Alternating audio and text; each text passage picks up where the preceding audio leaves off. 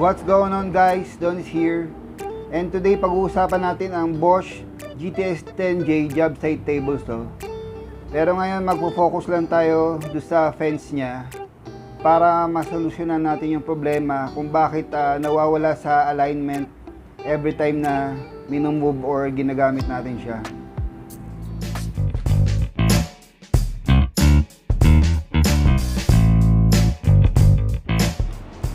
So guys, nandito na ngayon tayo sa table. So ito yung fence natin. Ngayon itong fence na to, pagka once na nakalock siya, sturdy siya, wala to, hindi to gagalaw kasi naiipit to, nagka-clamp siya kabilaan. Ngayon ang nagiging problema niyan, pag ginalaw natin to, yan, kung makikita nyo dito from this end hanggang sa dulo, hindi siya naka-align, di ba? Ginamit lang natin yung miter slot para sa reference. Pag nilako na siya, yun, hindi na siya naka-align. Hindi rin siya gagalaw pero hindi siya naka-align. Ngayon din, pag pa ganito yung movement natin, ilalako siya. Yun, hindi siya nagse-self-center. Kaya ang ginawa kong solusyonan, every time na i-move ko tong fence, dinidiinan ko tong sa likod para bumalik siya sa alignment. Tsaka ko siya ilalak. Diba? Ganun yung naging solusyon ko nun eh.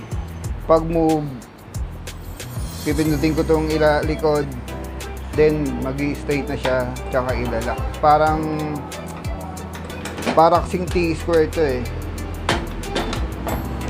Yung basta na-set mo na yung alignment niya sa miter gauge tsaka sa blade. Yun mo na isihigpitan mo na to, yun nakaset na yan. Ang nagiging problema lang pag ginalaw, ngayon kung hindi ka aware, no, pagka move mo ng fence,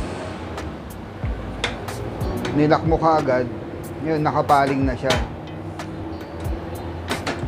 Ngayon nakakita ko kasi dito, ang problema niya dito sa likod eh.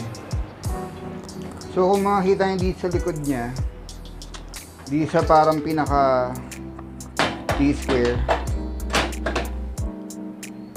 na dito meron siyang gap. May gap siya kaya siya gumagalaw. Pag minove mo siyang pakanan, bubuka siya dito. Pag pakaliwa, sasarado siya, yung kabila naman ng mag-o-open. Kaya kailangan pagka move mo, ilalapat mo pa sila pareho. Tsaka ilalak. Ngayon ang gagawin ko lang dito, i-fill ko yung gap niya para wala siyang galaw na ganyan. Hindi siya nag-move ng side to side. Parang ito lang sa miter gauge. Diba nung unang bili to is maluwag.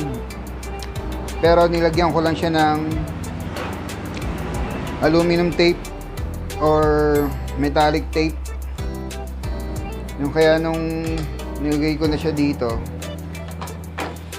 siya nag-glide siya ng smooth pero wala siyang play. So yun nilang gagawin ko dito. I-fill ko lang yung space niya. Hindi ko alam kung gaano kapal eh. Ito lang din ang gagamitin ko. Katulad nung ginamit ko sa miter gauge. Ngayon may dalawa akong option. Pwedeng dito ko siya lagyan or dito na lang. Siguro dito na lang para mas madaling ilapat. 2,000 years later. So eto guys, no, hindi ko na pinakita kung paano ko nilagay. Siyempre tape mo lang naman dyan. Pero tinanggal ko tong end cap nya para may pasok ko tong tape dito. para at least naka-tack in siya.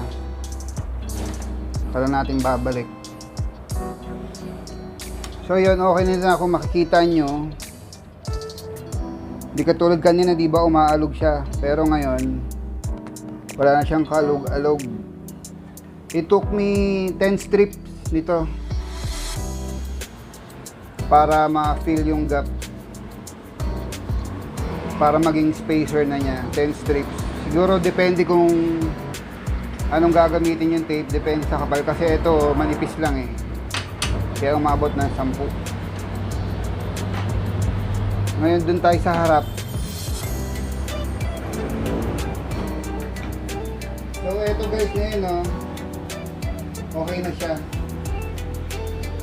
Ngayon hindi pa ito nakalak ha, pero tingnan nyo yung space dito. Hindi pa siya nakalak, pero gagalawin ko itong sa harap. E nakita nyo, bumabalik siya. Kumbaga nagsiself-center na siya kasi wala na siyang space na gagalawan sa likod. Yung kumbaga T-square niya rito, wala nang space. Ngayon pag ginagalaw ko to, nire-pwersa na lang siya, pero babalik siya sa gitna. Nagsiself-center siya. Ngayon kahit anong pag-move ko nito, paglipat-lipat ko ng fence, every time na ilala ko siya, nandun pa rin siya. Kahit na galawin ko to, for example, ito makita nyo dito sa markers that yung space. Yan na. Pinipwersa ko yan. Hindi pa to nakalak. Kaya pag binitawan ko, babalik siya. Okay na siya. Lagi siyang naka-parallel sa monitor slot. Depende sa pag-setup niya. So, okay yun. Problem solved. So, I think that was it guys.